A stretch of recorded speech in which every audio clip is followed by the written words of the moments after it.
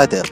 Welcome to J Advanced 2020 Solutions by Genesis. This is paper 1, section 2, question number 7. Now this is the question, and if you haven't seen the paper, I suggest you pause the video and read the question. Now in this question we have a filament of a light bulb whose area is given, and they've said that consider the filament to be a black body and its temperature is given to be 2500 Kelvin. And they're also saying that assume that the filament is like a point source when it is viewed from far. And at night, this filament is used in a night bulb and it is observed from a distance of 100 meters. The pupil of the eyes of the observer are assumed to be circular and this radius is given to be 3 mm. Now there are constants given, the Stephen-Boltzmann constant, the Wien's displacement constant, the Planck's constant, and the speed of light in vacuum. This is a question where it is clear from the start that the calculation is going to be very nasty. 4 options are given to us and we have to select which of them is correct. The first is asking for the power radiated by the filament. The second one is asking what is the power received by the eye of the observer. Third one is asking the wavelength corresponding to maximum intensity of light. And lastly, the fourth one is asking the number of photons which is entering into the eye of the observer. Now, this is a question where it is very clear from the start that the calculation is going to be nasty. However, if you notice carefully, JEE has given ranges in few of the options rather than concrete values.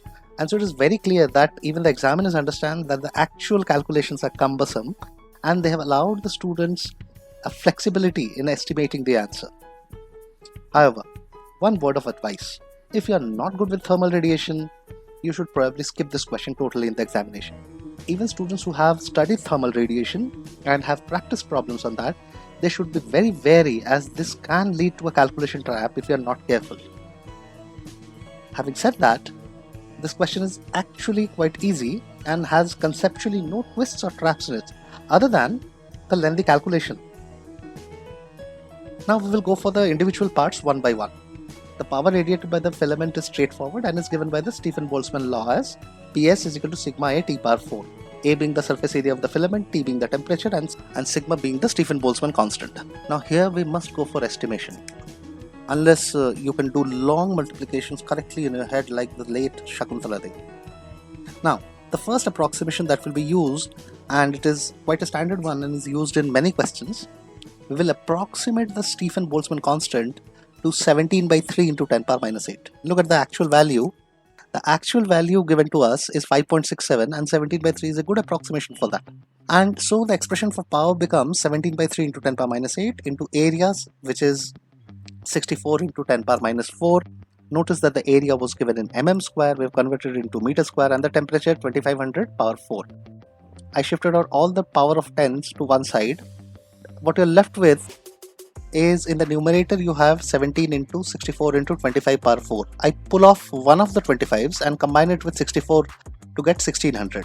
Now the factor of 100 and 1600 and the 10 power 4 make a factor of 10 power minus 2. Before I get into the actual calculation, what I will do is I'll pull one more 25 from the 25 cube, leaving 25 square, which is 625, and that 125 that I pulled out. Now from here what I will do is 17 into 16, we can easily calculate that, and it is 272. And out of the 25 cube, I pull 125 square, which is 625, and 125 I multiply by 4 and put a 4 in the denominator as well. So multiplied and divided by 4. What is the advantage of this? The advantage is 25 into 4 becomes 100 and that power of 10 is completely gone. And we are left with 272 into 625 by 12, which boils down to 68 into 625 by 3. Now, I will not even calculate this. Now understand, this expression is going to have at least 4 digits. And therefore A cannot be the correct answer because the answer is given to be in a range of 642 to 645 watts. Definitely A is not the correct answer. We will need this expression later and I am not going to calculate it right now because it is clear without calculating that A is not a correct option. Now, moving on to the second option. We want the power entering the eye of the observer. Treating the filament as a point source, we can say that the energy radiated by it spreads out uniformly in 4 pi steradians. Out of this, only the energy contained inside the cone shown in the figure reaches the eye. Now, as the distance capital R, which is 100 meters between the source and the man's eye, is very large as compared to the pupil radius, which is 3 mm, small r, we can approximate the solid angle subtended by the eye at the point source to be pi small r square by capital R square. Note that we are using the planar area instead of the curved area for the solid angle, which is justified if capital R is very much larger than small r.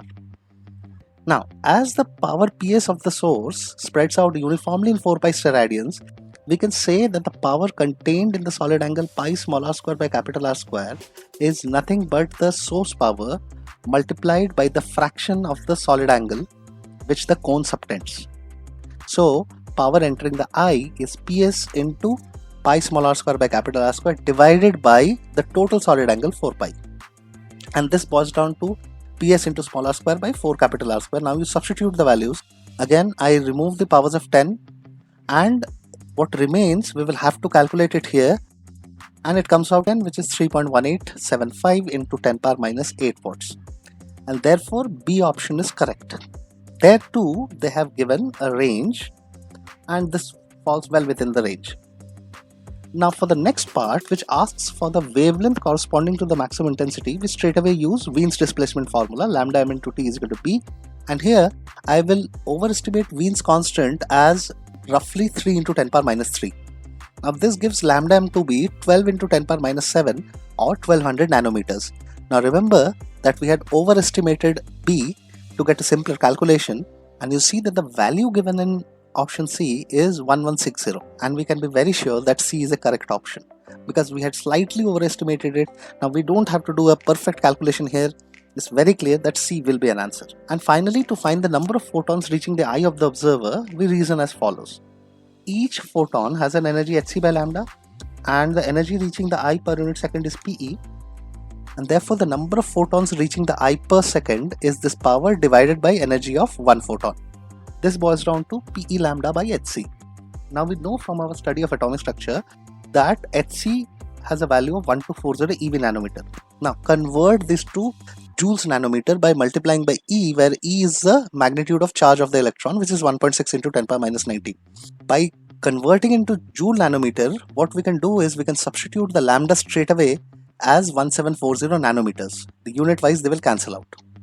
And therefore when we substitute the values, we get 3.1875 into 87 by 99.2. Now understand, this is 87 by 99.2. We can say it is roughly 87% of 3.1875. Now 87% of 3 and that range given in the option 2.75 to 2.85, it's completely plausible. So definitely D is also an answer. So the correct options are B, C and D. Now conceptually, this is a fairly standard problem which is found in many of the books. However, the amount of calculation involved makes it a no-touch question for most students. It is my advice for students that you should leave such questions at least in the beginning when you are picking off easy questions. These kind of questions have the potential to thoroughly frustrate you because you will read the question and you feel it's very doable, it's not challenging, and then suddenly the calculation will go wrong, and when you see the time, suddenly 10 to 12 minutes are gone. So this is a time trap. This question is a time trap. This question is a time trap. So for most students, I would suggest that when you come across these kind of lengthy questions, you straight away leave it at least in the first go. In fact, like Arya in the Game of Thrones said to the god of death, not today, you should be saying to these kind of questions, not in the beginning. I'll see you if I have time.